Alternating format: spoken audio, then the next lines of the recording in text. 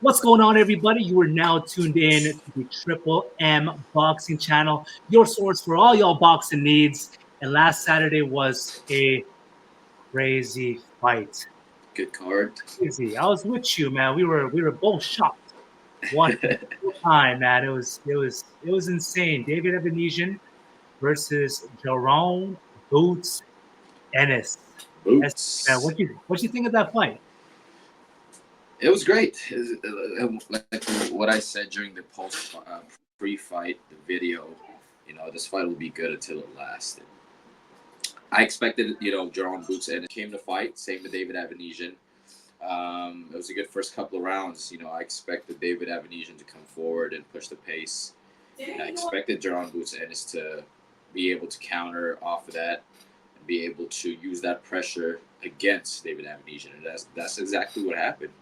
Um, you saw the skill level of Jaron Boots Ennis that night, and you saw a little bit of rust.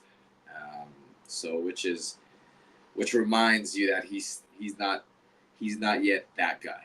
You know what I mean? And that's okay because he isn't. But people are acting like he is.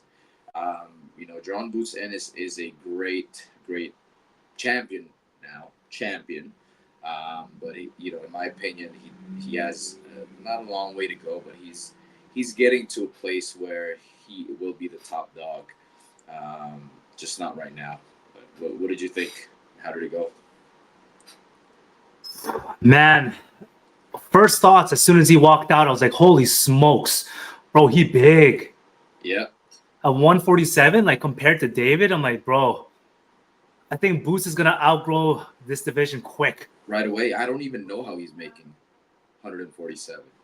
right? Like the size difference was like massive. Like here's Boots and here's David. Yeah, David versus Goliath, like literally, no joke. but That it was was the that was the opposite. first thing. But Yeah, David wasn't David. the opposite, the opposite. Actually, no. But David was David.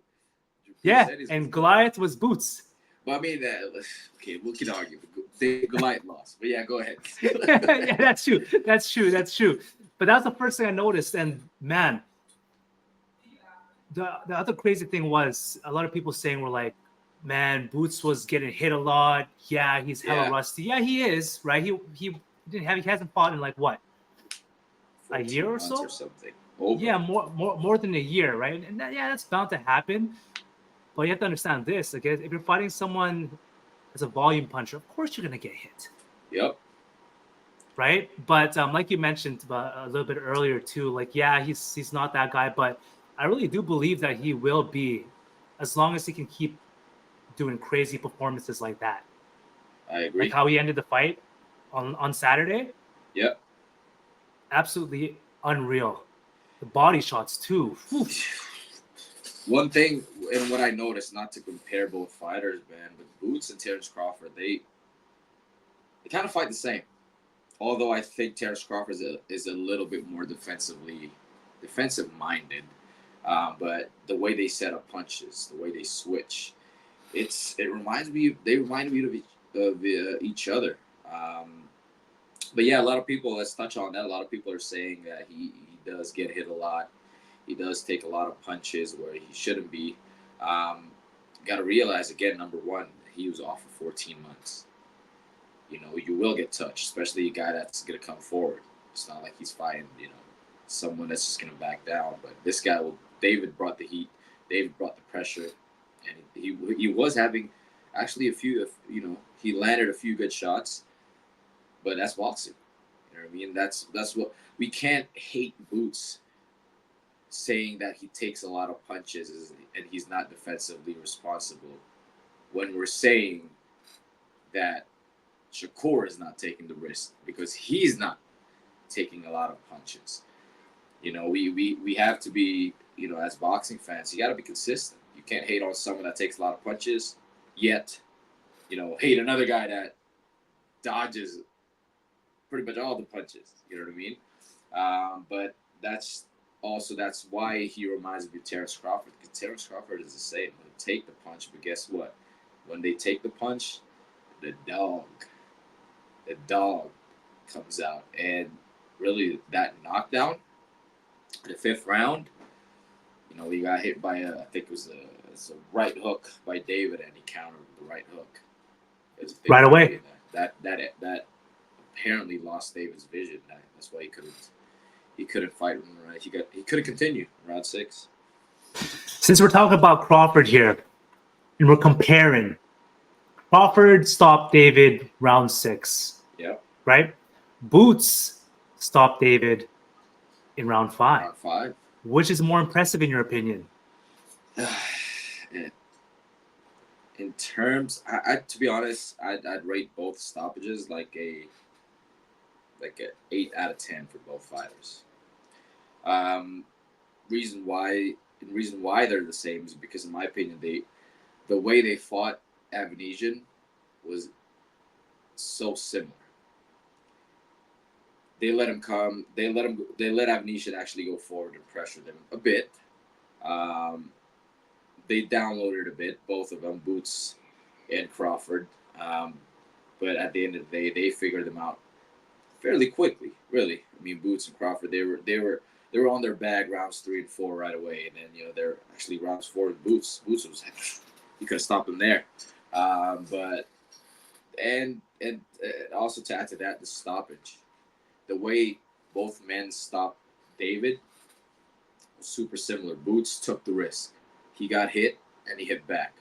Terence Crawford, the way he stopped, he knocked out David with I believe it was a right uppercut, left hook, or the other way around because it's southpaw. David was in the middle of throwing. So both fighters were smart enough to figure out the way to get to David is when he's punching. And that's what they both did. So, man, I give both knockouts an 8 out of 10. Why did I give it a perfect 10? It's because we kind of expected this to happen. You know what I mean? Like, it's bound to happen because, number one, David is neither in the level of Terence Crawford or Boots. So, what did you think? Man, my only thing with comparing this is like when Crawford fought Avanesyan, that was back in 2022. So that's the 2022 version of Crawford, right? Yep. And this version of Boots, obviously it's the current version. Well, what else are we talking here, right? But if I were to compare it, bro, I would say the way that Boots was able to take him out in the 5th, way more impressive. Mind you, yeah, like I said before, the Crawford version in 2020, that's a different version compared to what he is now. Yeah. But who knows, man? 2 years from now, if they do end up fighting each other, and that would be a thing of beauty. Again, yeah. The hype that we had we're moving on to what's next. With Boots. Obviously, number one is Terence Crawford. The hype that Crawford and Spence had when they were both on top. Crawford was beating people up. Spence was collecting belts, beating Ugas, beating Porter, beating Kell Brook in England. That was the hype. And that it marinated for a little while. It even got long time postponed by a bit. That's why Crawford fought Avanesyan and then finally happened, right? I think they should do this again. And meet at 54. I believe Boots is probably make 60, 68.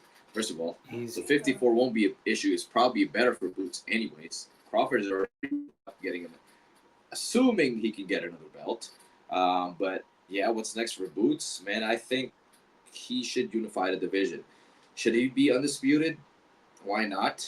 That's what he said. He wants to be undisputed. But in my opinion, I say get the Barrios fight, win, get another belt, and unify.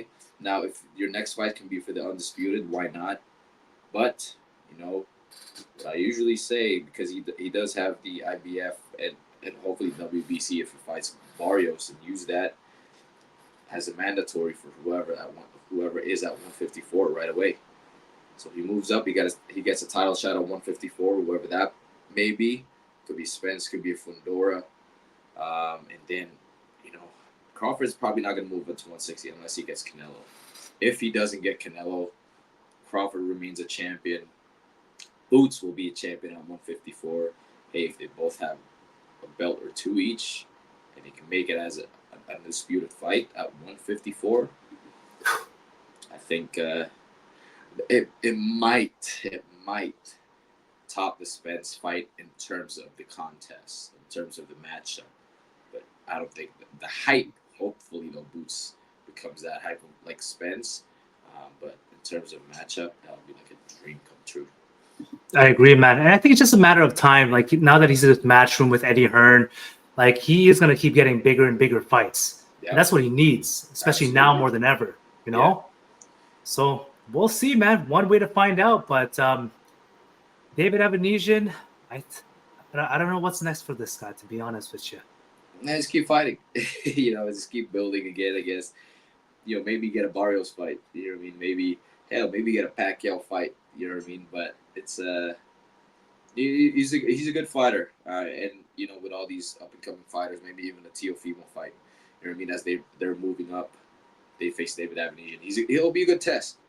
Yeah. Obviously, this is where I hate to say it, but now he's kind of becoming like like a bus driver. You know what I mean? So, if he decides to hang it up, and so be it. But he's still good enough for all these up and coming fighters, I believe.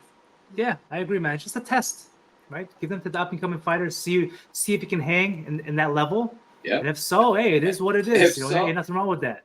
And if he wins another big fight against his prospect, then he gets another title shot. Hello, Boots. Hello, Crawford again, I guess. Hello, I'm back. I'm back. Knock me out again. Nah, exactly. Oh my God! But let us know what you guys think of that fight. Do you think the Boots performance was way better than Crawford, or vice versa? Who should Boots have next? Should it be Manny Pacquiao? Ooh, that'd be crazy. But I don't want to see him fight Manny Pacquiao. I'll be honest with you, man. Oh. Should it be Mario Barrios? That'd be a good one. That'd be a good one too, man. But let us know in the comment section below, guys. And until next time, we are the opposite of in. Out. And we're out.